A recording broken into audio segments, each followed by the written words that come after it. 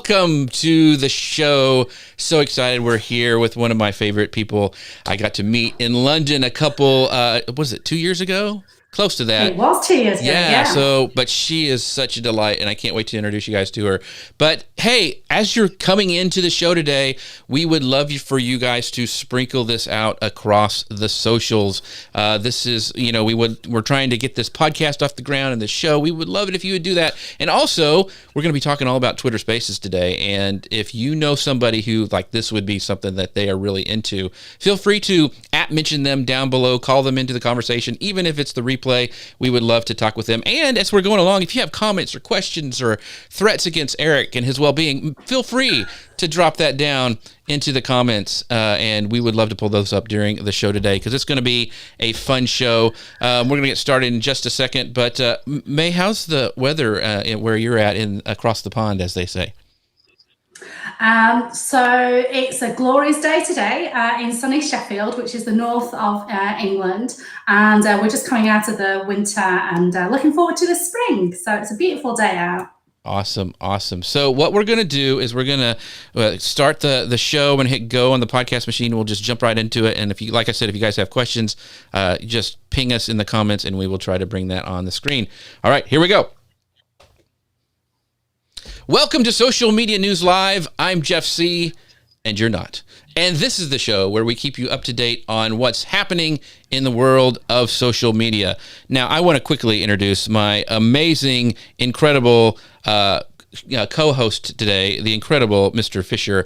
Don't make him angry. Whatever you do, you wouldn't like him when he's angry. But anyway, he is the amazing guy who does the Beyond the To-Do List podcast. He's a producer and host. It's been going along for about 8 years, and he talks with experts on how to implement productivity and strategies in people's professional and personal lives. He's also the director of the social media education for Agora Pulse, where he heads up the social media manager school. Eric, talk a little bit about that. Yeah, so we have some great webinars coming up all month long. Check those out at socialmediamanagerschool.com. Also, don't make the mistake of missing out on the Instagram edition of the Social Pulse Summit that Agora Pulse just did. You can find that at summit.agorapulse.com. It just happened live, but all the replays are still there, so don't miss out. Awesome. By the way, I want to let you guys know that this show is brought to you by my friends over at Ecamm. If you're wondering how in the world we're doing all this cool stuff, like blowing up those lower thirds, these moving backgrounds, these camera angles, all that stuff, it is by Ecamm. So if you're interested in finding out more about this incredible program for the Mac, make sure you go to socialmedianewslive.com/Ecamm. That's socialmedianewslive.com/Ecamm. That's ECAMM. Now, I'm very excited to introduce my host, my guest for today. She could host it if she wanted to because she's amazing. We are joined today by May King, and we're going to talk about Twitter Spaces. We're also going to be exploring possible new revenue models and how to banter like a brand on Twitter. But if you don't know who May King is, she is the founder of Making Tea and is a keynote speaker. She's a social media correspondent, professional live tweeter, and FOMO creator for conferences, workshops, and festivals. And she bridges the gap between social media plus PR for your next conference, your challenge, your product or service launch. She is a live tweeter available for hire. And May, I'm so excited you're here today. I really am. And I'd be even more excited if you get my bloody name right. It's May King. Making. So Making. She's always given me a hard time about this ever since I've met her, but Making, I will do it. Before we get in the show, can you tell us what is a live tweeter for hire? I mean, tell exactly what you do at events and conferences, because I really want to know, and people to know.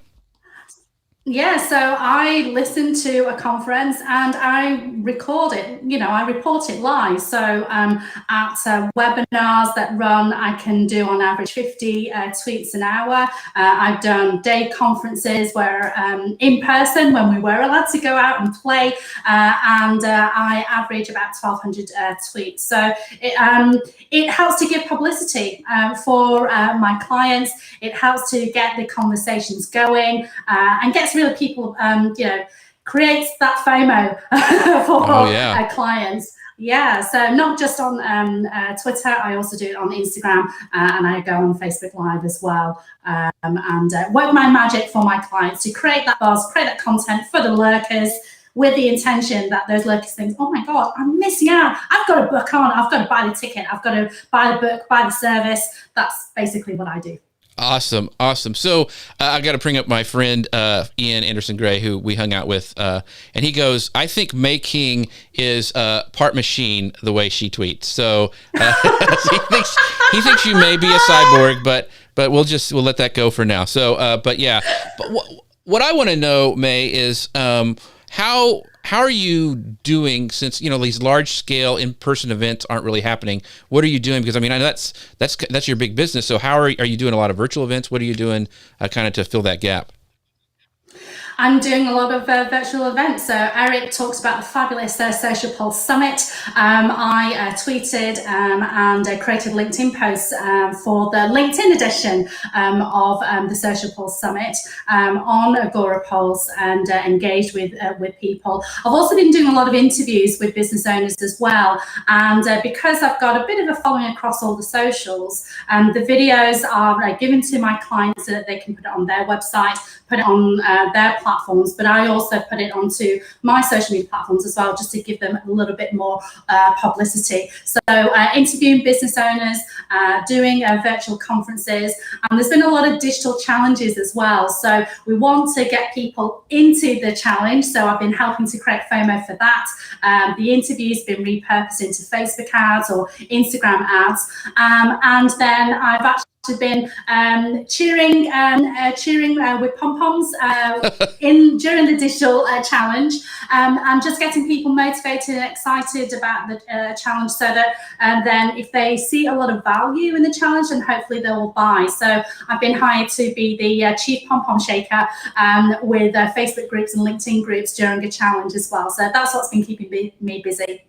Awesome, man. Well, that's great. So I want to bring up some more comments. Grace, our friend Grace, says she is Making is the reigning social media marketing world tweeting champion. How many years is it that you've done that? Like, it's been I don't know, for as long as I can remember.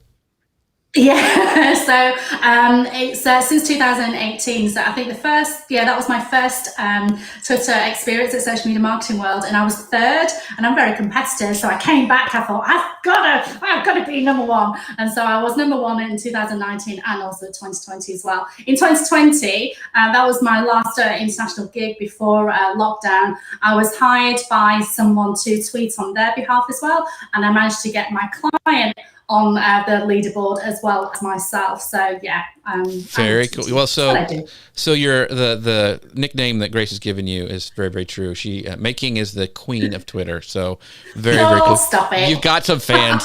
So Eric, why don't you break us down this first piece of news? We're going to be talking on this first segment about this, everyone's talking about, audio, the new audio kind of social stuff, and Twitter Spaces is coming right behind Clubhouse. So break down the news on Twitter Spaces, because it's all at Twitter, everywhere on Twitter. Yeah. So the news here is, and what's interesting to me is Clubhouse has been around for almost a year, but really in limited, capacity until the hype started to surround it back in, late last year. But what's funny is I had heard of Twitter Spaces coming for a while, even before I'd ever heard of Clubhouse. And so now Twitter Spaces is starting to actually make its it's almost like it's I know Twitter is, all about birds and tweeting, but to me, Twitter Spaces is kind of like the shark fin starting to finally come out of the water. And Clubhouse is dominating that social audio space, but even and again, even Facebook, who copies everything they can get their hands on or see, is trying to make a Clubhouse copycat. Twitter was working on one for months now, and we are starting to see it now in a limited beta.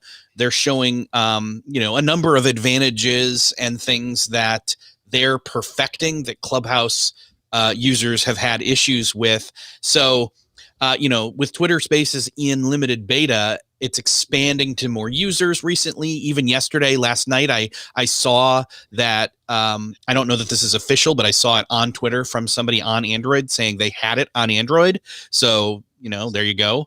But my question, King, is, I know you're a Clubhouse user. Have you had a chance to check out Twitter Spaces? And if so, talk to us a bit about how it is, what it is and how it works. Yeah, so I love Twitter Spaces. Oh my goodness, I love it. Like Eric said, I have been using Clubhouse for a while. And when a new platform comes along, I tend to ignore it because I'm not a follower of fashion, but one of my friends asked me to go on it and said, you should really look at it. So I did have a look at Clubhouse, made the classic mistake of leaving my mic on, and the whole world was understanding about what I was having for lunch with my partner that day, which was hilarious. But with Twitter Spaces, it is so much easier to use, so much easier, and there's a lot more added functionality. So I think, and also what I've experienced in Clubhouse, which a few people warned me about, is that there's a lot of willy waving and peacocking going around, a lot of egos, and a lot of there are some, unfortunately, you'll get them everywhere with new platforms, a lot of spammers and marketers, and claiming to be experts and say, you should come to me, and we can help you get that 6-7 figure business and all that stuff, all that rubbish stuff. What I've found in Twitter Spaces is that there's really a lot of meaningful, great conversations that is happening. And what I saw from a tweet was that Clubhouse is more of a platform, enabling you to get onto the virtual stage and talk, whereas Twitter Spaces is more of a round table. There's a lot of intimacy, a lot of great conversations that are had. You've got the opportunity to speak or listen, which you have on Clubhouse, but the audio is way better. It's much better on Spaces than Clubhouse. And what I love about Twitter is that I could actually tweet whilst I'm on Spaces. When I'm on Clubhouse, I sometimes will tweet from my computer. And because I've forgot to hit the mute button, people are saying, King, shut up! You're on we can hear you tweeting. And I don't have that problem on Twitter Spaces. So I just feel that there's definitely a community, and you can express yourself in a few ways in the way of emojis on Clubhouse. On Twitter Spaces. On Clubhouse, if you don't know the jargon, there's a few things that happen which you might be thinking, that's a bit weird, or there's limited functionality. But with Twitter Spaces, it's just a lot easier to use, and I haven't experienced the peacocking and willy waving yet because people are genuinely wanting to help each other. So I love Twitter Spaces. I absolutely love it. Now we need a T-shirt that says "No peacocking or willy waving." So that's important. I think we're gonna have to add those to the cart. So some people are chiming in, like they're using both Clubhouse and Spaces. Love Spaces simplicity. And then Grace said, and this is a great question, where would you find Spaces in Twitter? She saw Matt Navarro went live on Spaces last week. How would you join in? So where would you find it? Like if you're wanting to know if you have the functionality or want to join one, where do you look for it on Twitter? Can you do it on desktop, mobile? Kind of break it down a little bit that way. I believe it's mobile only, and it's where you can see your fleet. So remember the stories that people kind of have done it on Instagram, and kind of Twitter just hasn't had the same impact. But when you see the stories up at the top, people who are in purple, it means that they've got a space that they're currently live on Spaces. So definitely check it out there. You can check out to see whether you've got Spaces. It is in beta mode, as Eric said. So when you compose a tweet, you can have a look to see if you've got access to it. I know it's limited at the moment, but they're rolling out to a lot more people. And what people have also done as well with the people who are in beta mode, they've actually put a purple dot as part of their Twitter name at the start, just to show you that they are beta testing Twitter Spaces. So follow those guys, and they'll let you know when they are on live as well. So fleets, check out the people with the purple dots as well. Awesome. Very, very cool. So I guess one of the major advantages, and I'm seeing a lot of comments over here, that is that Twitter Space, you don't have to start over with a new community like you've had to do with Clubhouse, is that you can actually, most people already, a lot of us anyway, have a community that we've already built up on Twitter. So, and everybody's kind of familiar with Twitter.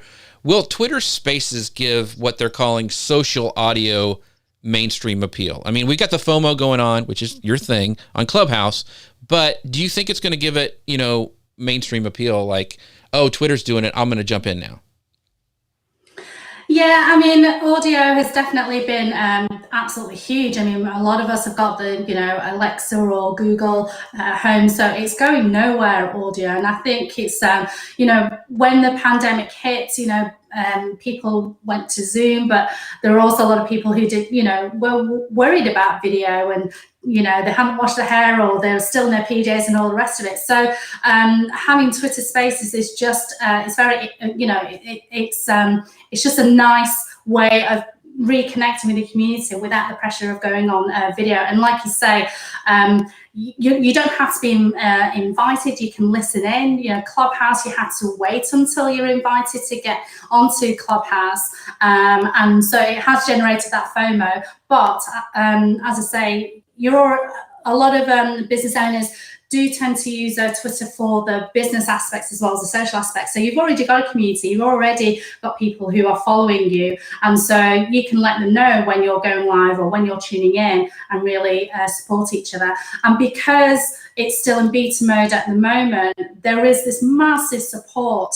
I've only been in a very short time, and I've already seen people supporting each other when they're going live, and it's very easy to report any issues you may have had. But from what I've seen so far, I haven't had any issues with audio at all, and I'm absolutely loving the functionality. You can also create a transcript as well live, which is pretty awesome. Yeah. So that's something that you don't get in Clubhouse either.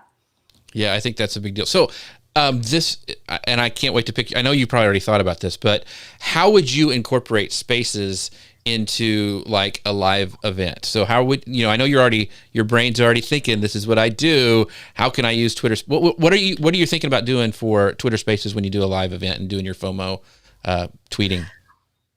Well, I'm doing it already. So as I'm listening to conversations and listening to the people who are in the spaces, I'll be tweeting about it. At the moment, with Clubhouse, I listen to the people. Then there's a few steps where I need to find out who they are, if they're actually on Twitter, and then tag them, or Instagram. But on Twitter, we already know that they're on Twitter because they're there. So, so I know that when we've had some great conversations, I'll be able to share those conversations, tag those people in.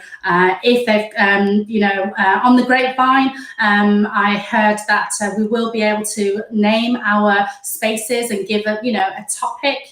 There's business owners who want to be known for a particular thing. So obviously, I want to be known as the FOMO creator. So I will be, launching spaces where people can learn about how to create FOMO. There'll be other people who are, experts in leadership or experts in sales or marketing, and so they'll be able to create their Twitter spaces with that title at the top, and then people will be able to search on those and get involved in those communities. And so there's definitely a lot of scope for repurposing what you've listened. As I said, you've got your transcript, you can create that into a blog post, you can tag people and tweet and really engage and get creating content for the lurkers is one of my favorite phrases.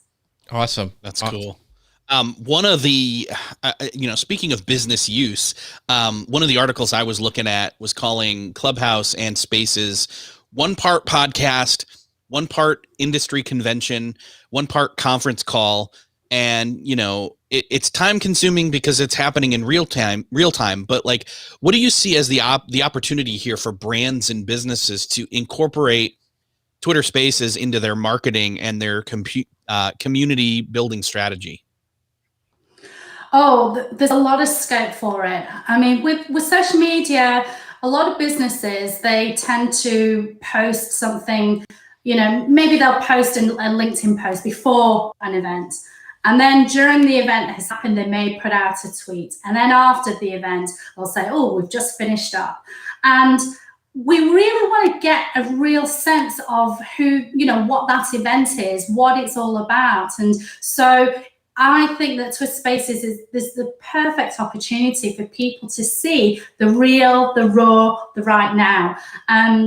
We talk in the social media space about repurposing content. So, if you've got a program that you're going to launch, like this show, for example, you have got this, live video show. It's going to be turned into a podcast. It's probably going to be a blog post as well. Twitter Spaces, you've got the opportunity to do all of that as well,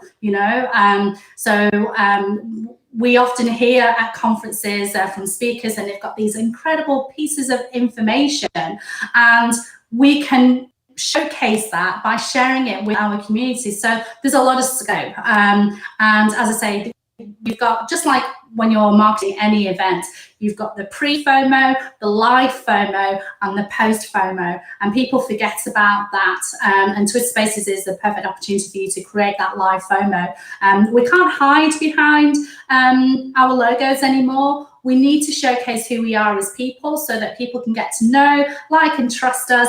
And you can't hide from that in audio. If the thing is live, if you're tweeting live and, sharing clip hits or sharing the transcript. So I'm really excited about it.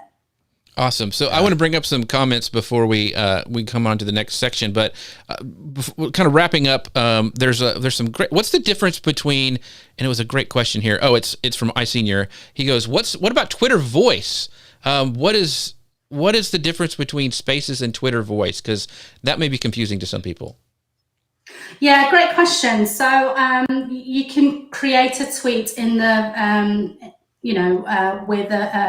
with your voice, and it's kind of like an audiogram, whereas Twitter Spaces, so when you're doing a tweet with your Twitter Voice, it's one tweet that goes out, whereas in Spaces, it's actually as if you're in a in a meeting room with people, and so you're actually engaging and talking to more than one person. So with Twitter Voice, it's just you posting out an audio piece, but with Twitter Spaces, you're actually having a great conversation with people. It's in a space, a safe space, and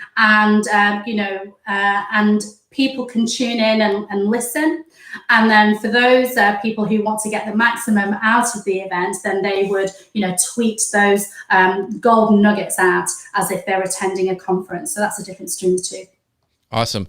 So I want to just kind of clarify some things about what we found out so far with, it's rolling out. I think they added like 3,000 more people to this beta test because it's still in beta, and you can have 10 people talking in the room. I think that's the max you can have right now. And like May had said earlier, you can join in one. Anybody can join in one now. You don't have to be a part of the beta. And you can see those. They'll have that little purple circle thing. So you can join in there and have a discussion. I don't know.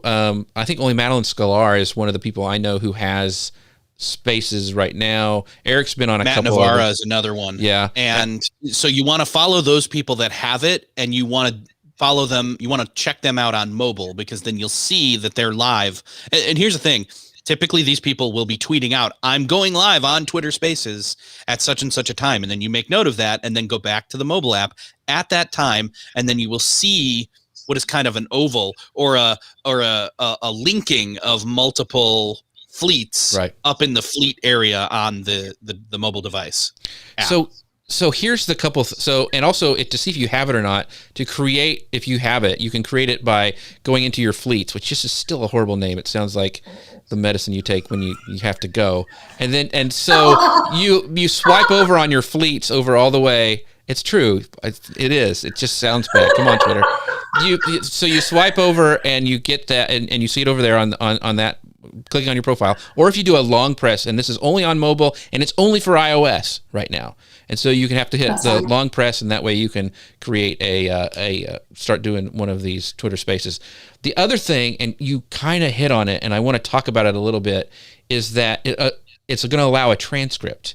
And also it sounds like they also may allow downloads of like maybe the conversation, like, because it's built on the back of Periscope, which they're sunsetting, but they have all that technology, and so they built it on the back of Periscope.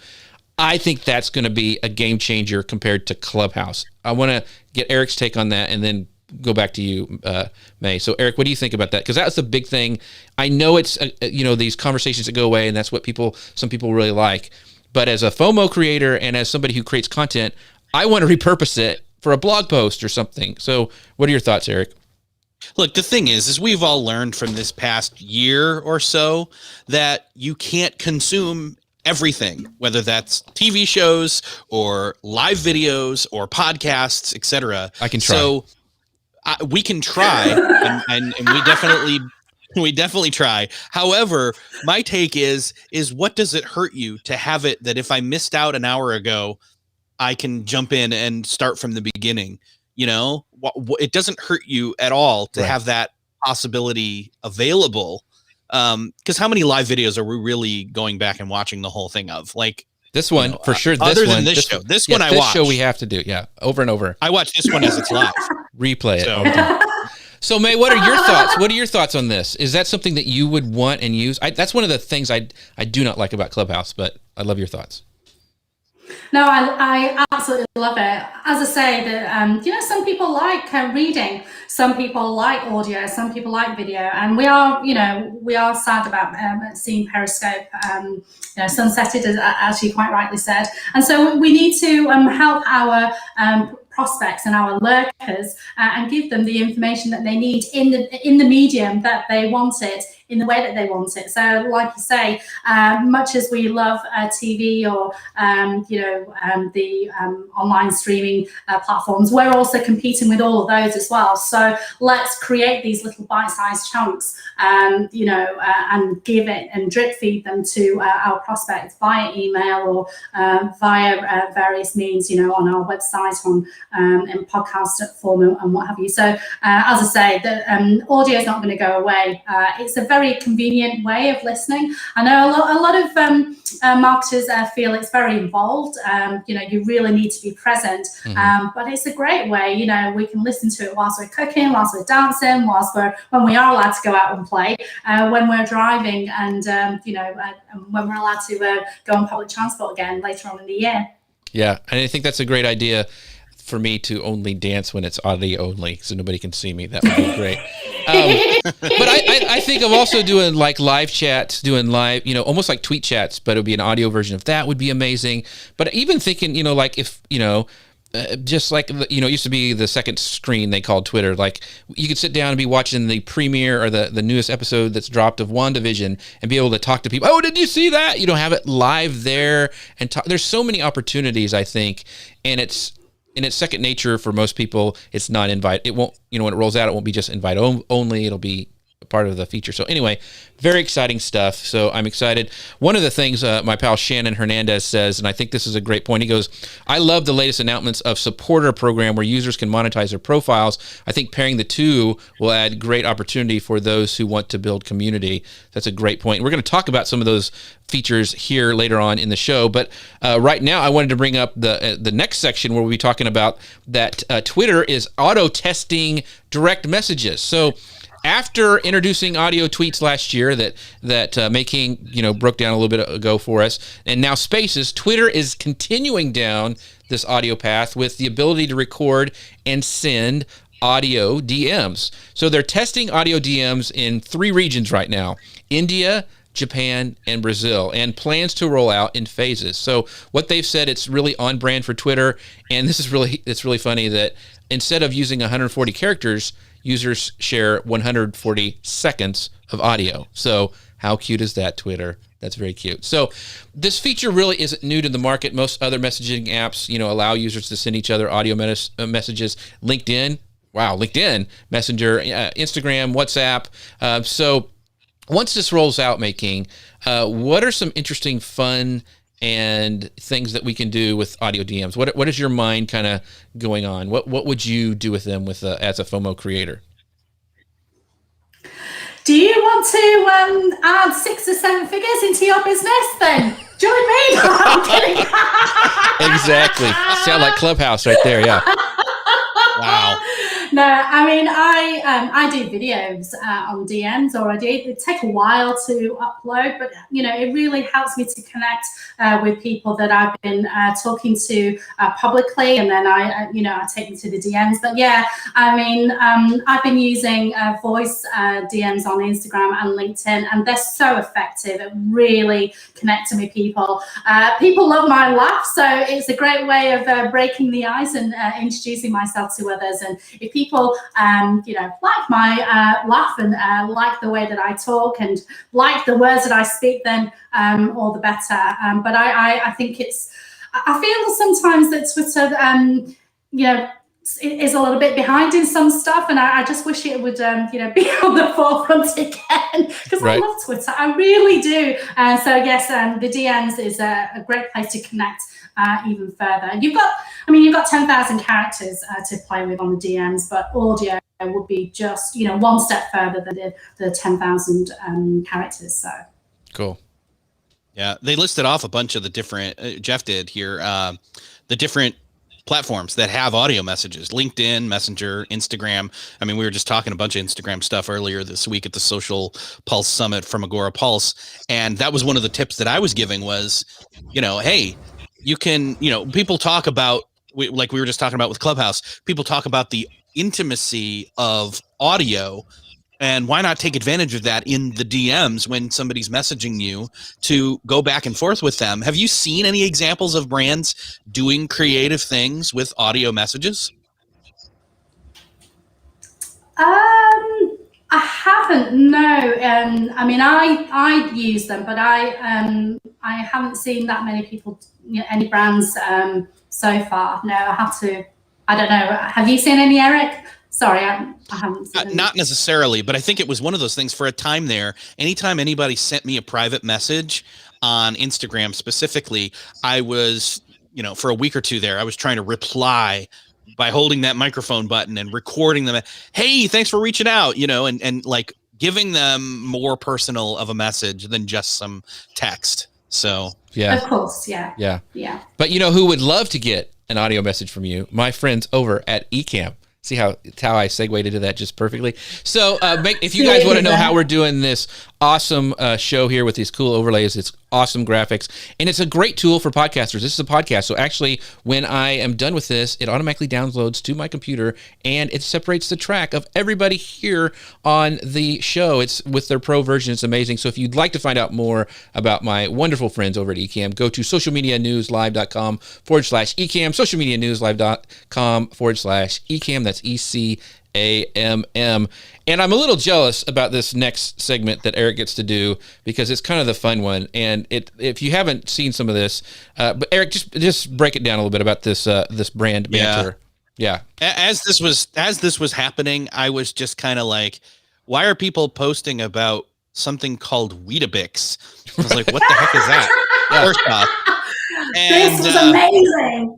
It basically turned into a meltdown, and so basically so for those of us that didn't know what Weetabix was, this was first off a great immersion into what that is. It's classic wheat biscuits, and then the Weetabix people posted an image of their wheat biscuit covered in Heinz baked beans.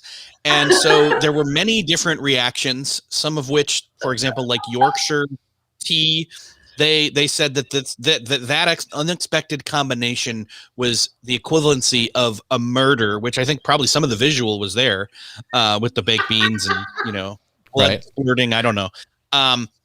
Ofcom said the image was deeply offensive.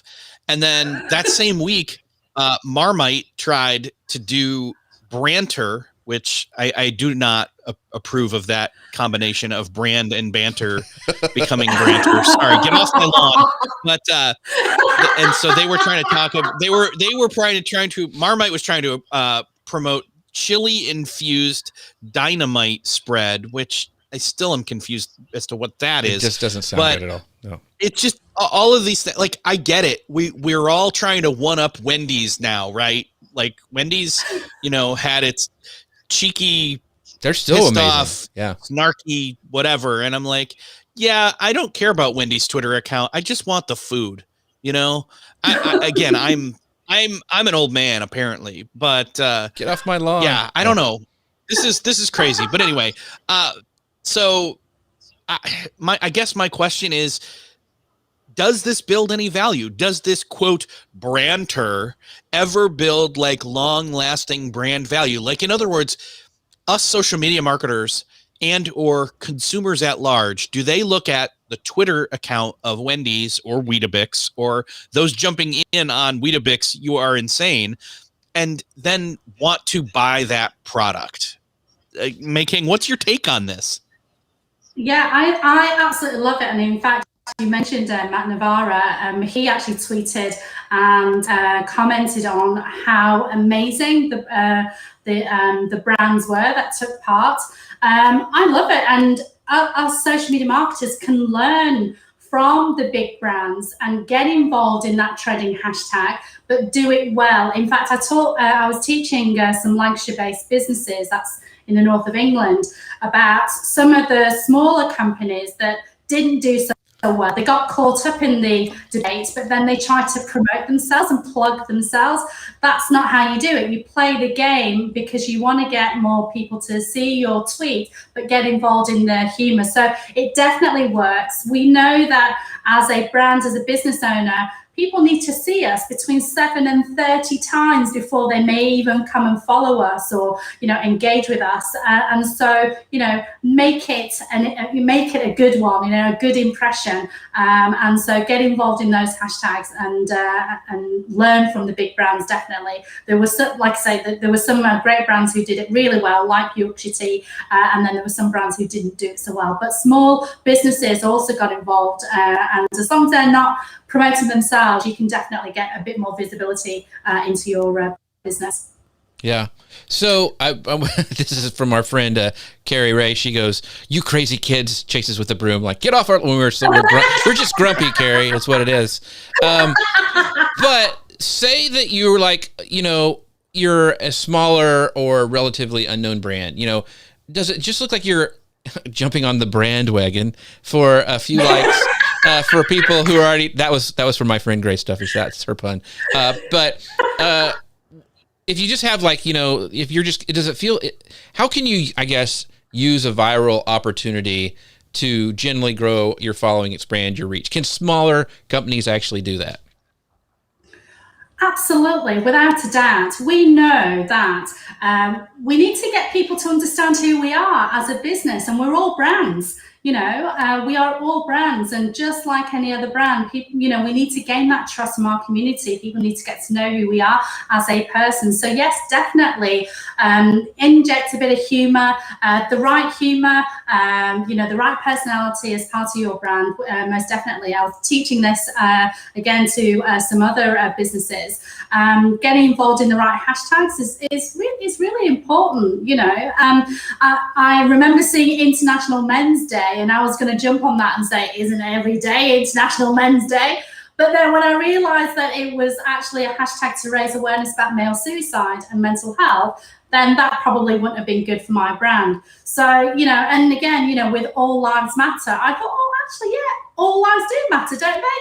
But again, you read those tweets and you realize, no, it's I'm not part of the all right. So getting involved with the right hashtags, learning from the big brands is just one aspect of how you can get people to know who you are as a personality, as a brand. You've got to do lots of other stuff on social media, but your brand, everything, absolutely everything starts with your brand. And I actually mentioned that at my talk at the Social Pulse Summit.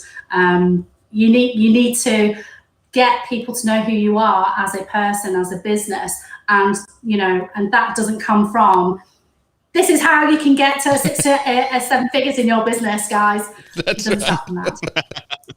Well, I mean, it sounds like you're talking about the voice of the brand, and especially on Twitter, we've got a limited amount of characters, and so when these brands are trying to pull off humor, it can potentially, people might not get the joke. In other words, do you have any approaches, or do you have any insight to approaching, humor on Twitter?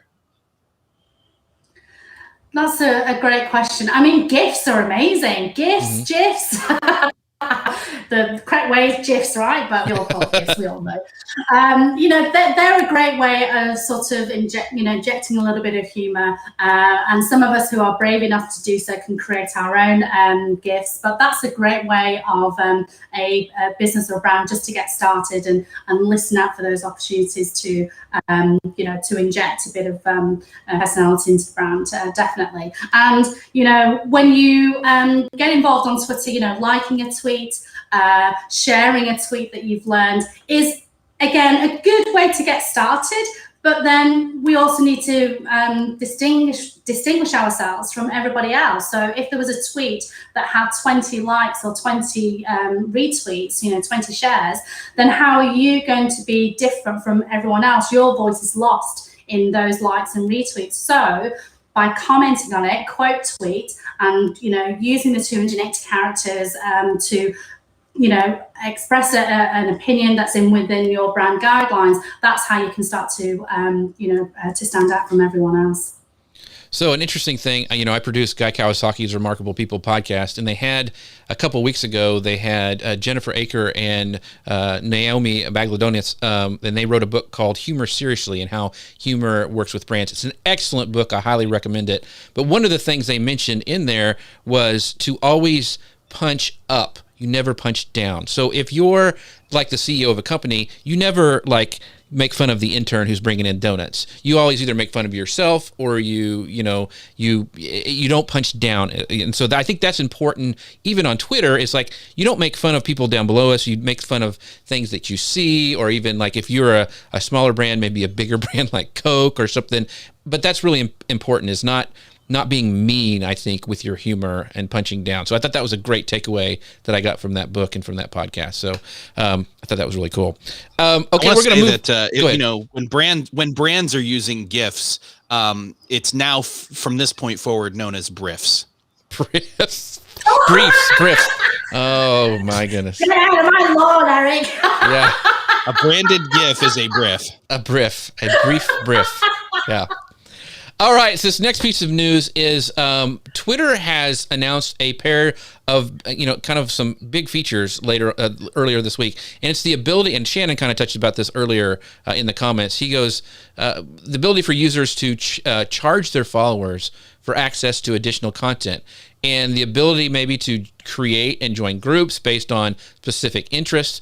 So this payment feature is called Super Follows, which sounds like a superhero that nobody really likes, will allow Twitter users to charge followers and give them access to extra content. So this could be bonus tweets, access to a community group, subscription to a newsletter, or a badge indicating your support. In a mock-up screenshot, Twitter showed an example where a user charges $4.99 per month to receive a series of perks. And so Twitter sees it as a way to let creators and publishers get paid directly by their fans. So, do you think Twitter users will really pay to see some people's exclusive tweets? That's a great question. Well, if you'd like to pay me $49 a month, I don't know. I mean, we could test it, can't we? To be honest, a lot of my content is free. If you want to know a bit more, then you send me a DM and we arrange a chat. That's the way that it normally works. I don't know. We'll see what happens. I'm not sure, to be honest. Yeah, I can see Stars doing it, but I don't know about if people would pay to see my exclusive briefs. What is? No, that's not. We don't even go there. Nobody wants to pay to see your briefs. briefs, see Jeff. my briefs. No, I couldn't give this away. Go ahead, Eric. What was your question? Well, I mean, I guess that to come at it from a different angle. Yeah, we've got so many different celebrities, and if they were to pay gate some of their tweets, that might be interesting. I mean, Twitter was talking about that, subscription model built around celebrities, and some of these people are definitely there are definitely people out there who would pay for exclusive access to their celebrity of choice. But my question really is, who out there would you be willing to pay to see every tweet? And I don't know if I have an immediate answer to that. Do either of you? I could see if it was a special channel that somebody. So because I think about cameos. Like the guy from The Office I'll get a bunch of money. I think it was Kevin from The Office on Cameo, sending out special messages to people for their birthdays or whatever. Made a bunch of money. So I think there's something there. Now I would maybe pay to follow, like if I could see all of Jim Gaffigan's tweets or like Brian Regan or somebody who like funny that would be worth it, and I would support them like a Patreon. I mean, I support like Luria Petrucci's channel, her YouTube, because I like her and the stuff she puts out, and I want to, be a supporter because she provides me great content. So I think there might be something there.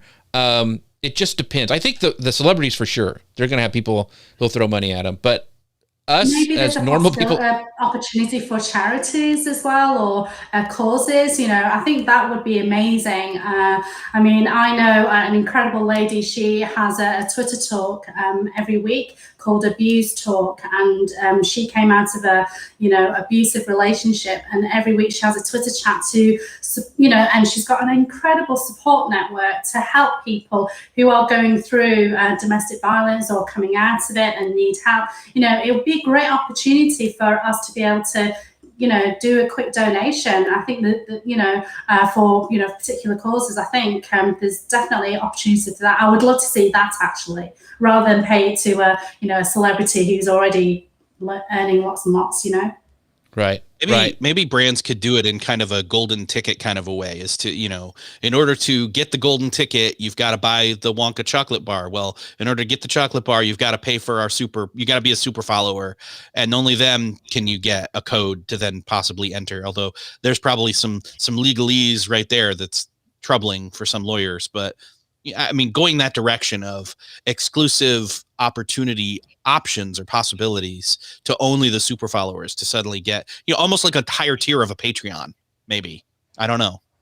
Yeah, I think so. So, the thing is, Twitter said they're going to take a cut. And they've been hinting at this subscription feature is going to be this new source of revenue, but they didn't say what that fee is going to be. But here's the other cool thing. They have also announced a new feature called Communities, which appears to be something like Facebook groups. So people can create and join groups around specific interests, like cats or plants or Eric's briefs, whatever Twitter suggests, allowing them to see more tweets focused on those topics. So what about that, Making? Do you think that would be more successful on Twitter? I mean, Facebook has done really well with groups, but, so other platforms have kind of struggled with kind of doing these community features around interest. Yeah, I'm very excited about this. Facebook, I created a Facebook group in 2010, and it grew, and it's fantastic. But it's in Facebook. Right. And I love Twitter.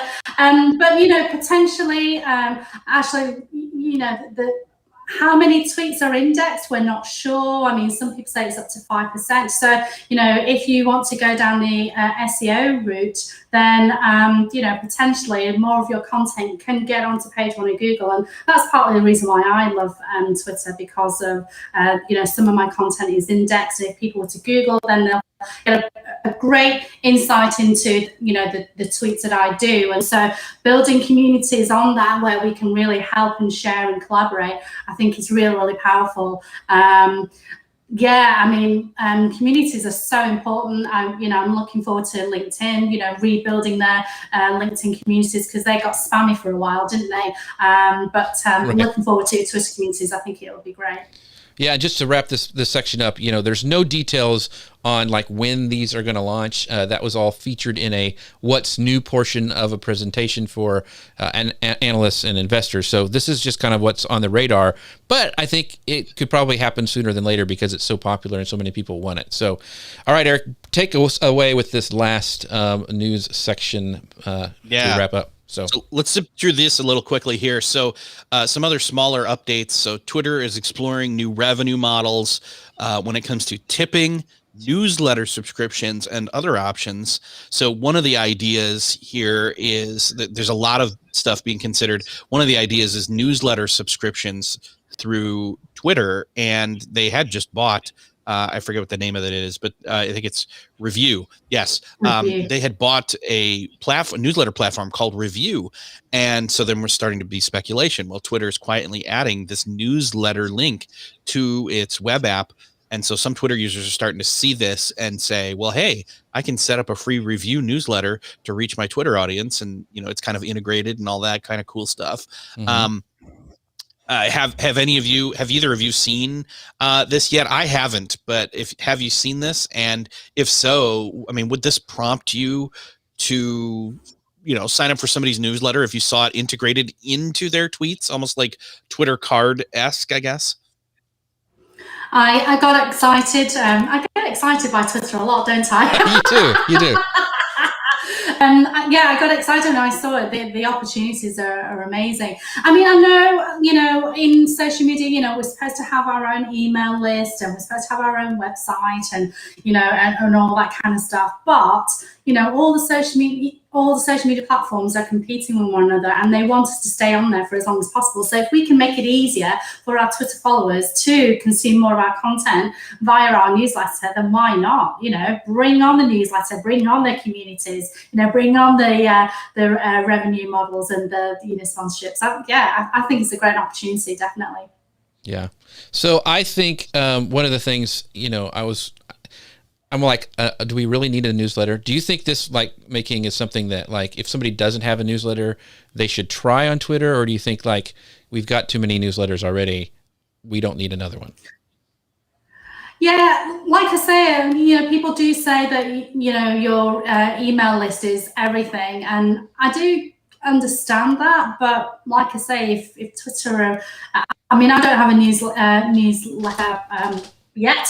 I love Twitter, so I'm going to give it a go and see what happens. So it'll be interesting. I think most people tend to want to build their email lists and communicate from them because if, the classic thing that people say is, what if all the social media platforms were to go tomorrow? Mm-hmm. Would you still be, in business? And so there's that level of, people want to protect themselves in that way. But are they really going to disappear? I don't think so. Not if they keep reinventing themselves, Right.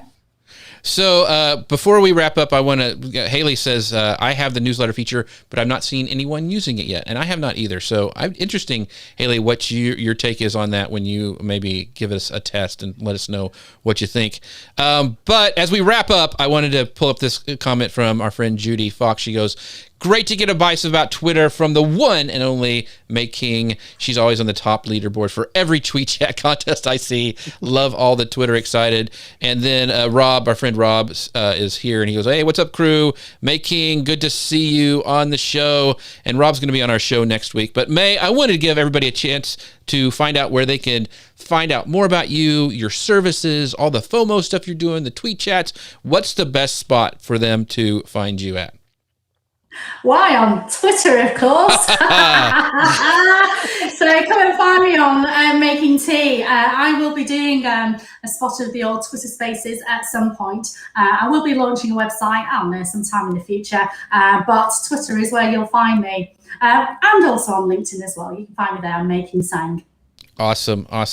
And Eric, where can people find out about the great Eric Fisher and your Beyond the To-Do List podcast?